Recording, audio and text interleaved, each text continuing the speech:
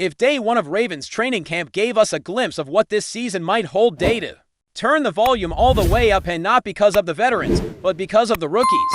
From high draft picks to the undrafted underdogs, the young talent came out swinging. It was a performance that had everyone talking, and at the center of it all stood Malaki Starks, the rookie safety out of Georgia who didn't just show up, he made sure everyone knew his name. Malaki came into this camp with pressure already on his shoulders. He's stepping into a position that gave Baltimore headaches last season, a spot that saw way too much rotation and uncertainty. With Marcus Williams missing time and the secondary constantly adjusting, the Ravens needed a steady, intelligent, and athletic presence alongside Kyle Hamilton. That's where Malaki fits in, and man did he deliver on Thursday. He made plays all over the field, a pass breakup on tight end Charlie Kolar that looked like something out of a film study session, then followed it up with an interception on none other than Lamar Jackson.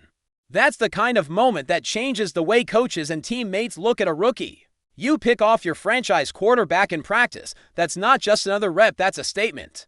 And it wasn't just the interception. Starks also blew up a run play and looked like he was seeing the field in slow motion, anticipating, reacting, and finishing. Reports from the ground said he came out of nowhere to deflect that pass to Kolar, closing a window that seemed open for a split second. That kind of burst awareness and instinct is exactly what this team missed at times last year. And even though we're still early in camp and the pads haven't come on yet, seeing that level of engagement from a rookie safety on day two says a lot. It's not just raw athleticism, it's film room work, it's knowing the playbook, it's being NFL ready. And with Malaki coming out of Georgia, a program built on toughness and pro preparation, he looks like he's already in sync with the speed of this game. Now, of course, no one's handing him a starting job just yet. Training camp is a long grind. But what Thursday showed was that Malaki isn't here to just learn behind the veterans, he's here to compete from day one. That's huge for the Ravens, because the biggest issues last season came from positions where they just didn't have reliable answers. Safety was one of them. Inside linebacker was another. These are areas where Baltimore had to patch things up as the season went on. But this year, the hope is that guys like Malaki can bring stability right out of the gate. And speaking of guys trying to carve their spot on this roster, let's talk kickers. The Ravens have a legit competition brewing between Tyler Loop and John Hland. Now, most people assumed Loop would be the guy. After all, he was a 6th-round pick, the first kicker ever drafted by the franchise. That alone seemed to lock him into the favorite role. But here comes John Hland on day two, and he puts on a perfect kicking clinic. 9 for 9 on field goals, no misses, pure consistency. His long was from 4.3 yards, so it's not like he was just chipping them in. Through 2 days, the Ravens kickers are a combined 15 for 15. And honestly, that's not just good for the coaches, it's great for both players. Loop might still have the edge, especially with draft capital behind him, but Hland is not going quietly. This is shaping up to be a real competition, and that's good. Iron sharpens iron. The pressure is going to make both of these guys better. If Loop wins the job, having Hland on the practice squad as insurance feels like the logical move. But if Hland keeps stacking days like Thursday, it's going to be a tougher decision than anyone expected back in April. Now let's get back to the rookies, because Malaki wasn't the only one making noise. Ruben Lowry, an undrafted cornerback out of Chattanooga, is quickly becoming one of the stories of this camp. He's not a household name. He wasn't a big-time prospect, but you wouldn't know it by watching him. This guy is everywhere. He had 3 interceptions during OTAS and minicamp, and he grabbed another one on Thursday 4 picks before the pads even come on. That's not luck. That's instincts, ball skills, and awareness. Head coach John Harbaugh even gave him a shout-out, calling him all ball, someone who eats, sleeps, and breathes football. That's the kind of mindset you want in your building.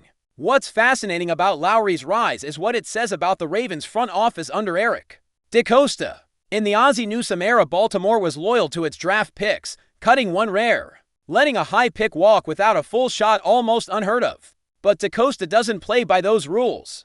If a 6th or 7th rounder gets outplayed by an undrafted free agent, guess what? The best man wins. So if a guy like Lowry keeps showing out and one of the drafted corners struggles or fails to flash, don't be shocked if the UDFA ends up making the final roster. That's how Baltimore builds depth. It's competition at every level. And that competition is what's making this camp feel different. It's not just the big names stepping up, it's the unknowns.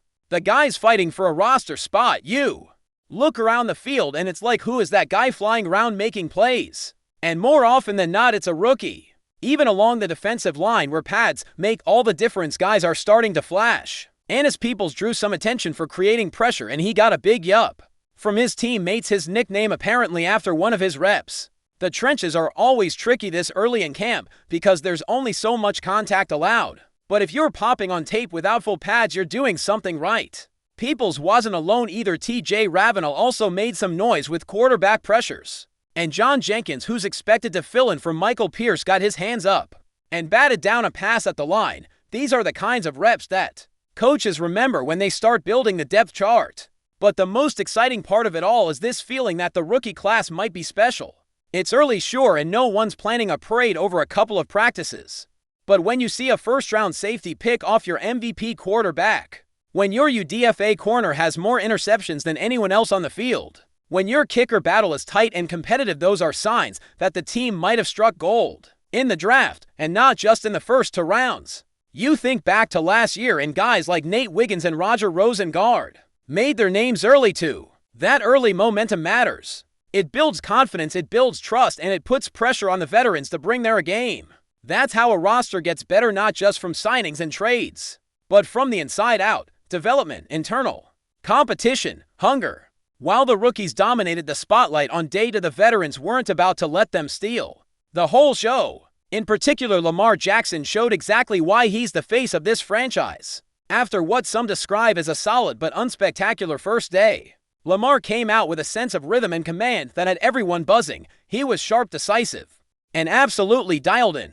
One of the standout plays from practice was a deep strike down the right sideline to Rashod Bateman, a throw that traveled 50+ yards in the air and dropped right between the defenders Nate Wiggins and Kyle Hamilton. It was the kind of pass that makes you remember just how much Lamar has grown as a pocket passer. Precision, timing, and confidence all in one throw. Bateman deserves his flowers too. He made a filthy double move to create just enough separation, and the chemistry between him and Lamar looked smooth. If those two can stay healthy, this offense is going to be a serious problem.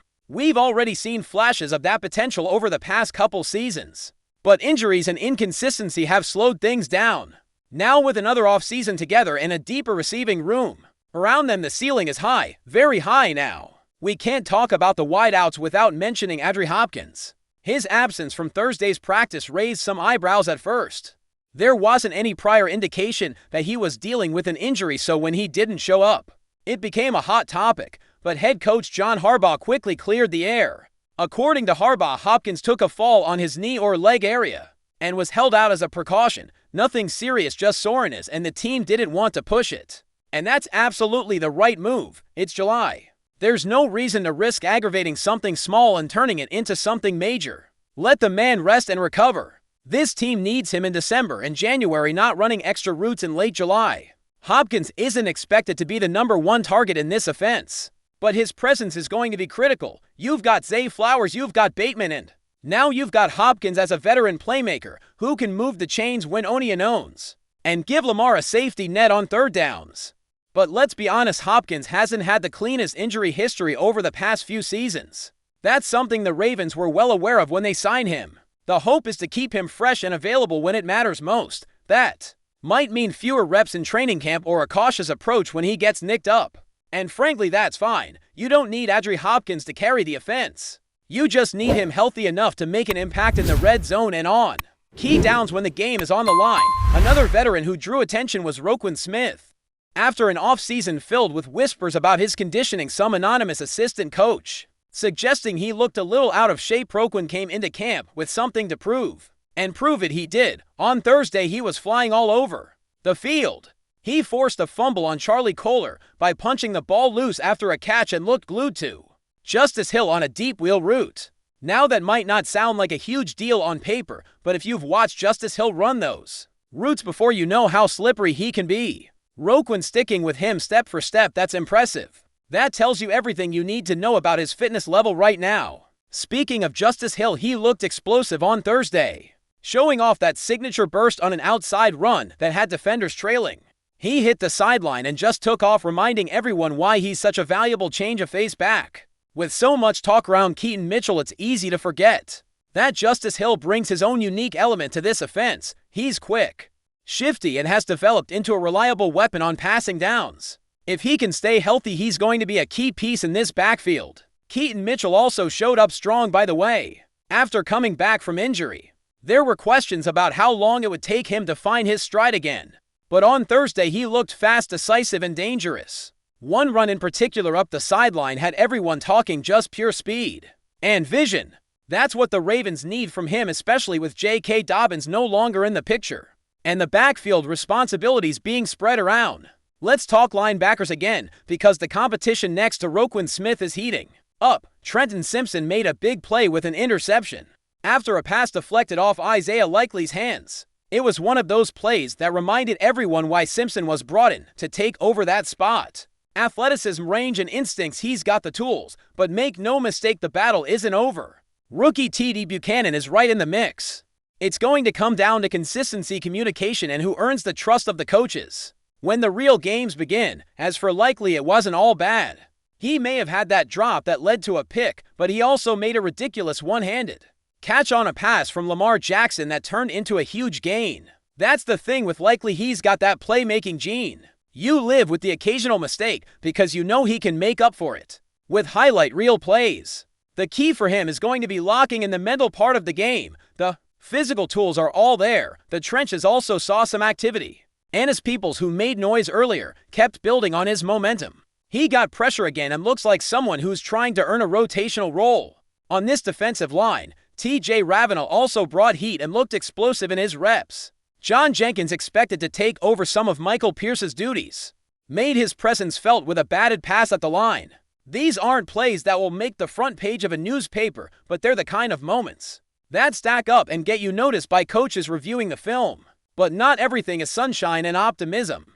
Cooper Rush, the backup quarterback brought in to support the room, has reportedly struggled badly. It's not just a rough start to camp, it's a continuation of what we saw during spring practices. Accuracy has been inconsistent, decision-making questionable, and overall rhythm just hasn't been there. Now let's not panic. Cooper Rush isn't expected to see meaningful snaps unless disaster strikes. His ideal role is mop-up duty and blowout wins or stepping in during meaningless fourth quarters. But still, you want your backup quarterback to at least look competent and ready, and so far that hasn't been the case. There's still time to turn it around, but the leash might be shorter than expected if these struggles continue. Despite that hiccup, the general vibe in camp is one of excitement, energy, and intensity.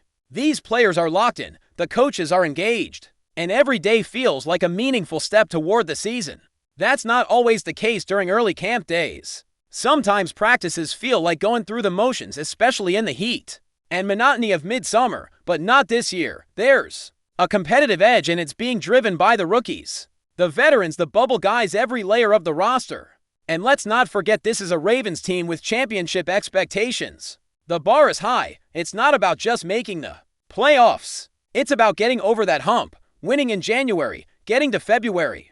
The front office made moves with that goal in mind. The coaching staff knows the clock is ticking, and the players, they're feeling it too. So far, this camp has delivered exactly what you want if you're a Ravens fan. The rookies are making noise, the stars are looking sharp, and the battles up and down the roster are real. Every rep matters. Every day is a chance to move up or fall behind. And with guys like Malaki Starks, Roquan Smith, Rashod Bateman, and yes, even undrafted players like Reuben Lowry making plays, the future in Baltimore is looking as bright as ever. There's still a long way to go. Pads will come on. Preseason games will separate the flashes from the consistent performers. But if the first few days are any indication, this team isn't easing its way into the season. They're attacking it full speed, all gas, no brakes, and tomorrow, day 3, brings another opportunity. More questions, more answers, more chances for guys to rise or fade. We'll be watching every snap, every throw, every tackle, because every bit of it matters. Every storyline is forming right now. Before we dive in, don't forget to hit that subscribe button and give this video a thumbs up. Your support keeps us bringing you the latest news on the Baltimore Ravens. And hey, drop your take in the comments below. We want to hear from the flock in what's quickly becoming one of the juiciest rumors of the NFL offseason. Whispers are swirling around the league that Sean McVay, the offensive mastermind behind the Los Angeles Rams' Super Bowl 56 win, may have inked a deal with the Baltimore Ravens, according to multiple unnamed sources and speculative social media chatter. MCVAY has reportedly boarded a flight to Charm City and could be on the verge of taking over as the Ravens' new head coach. If true, this would be a seismic shift in the NFL coaching landscape.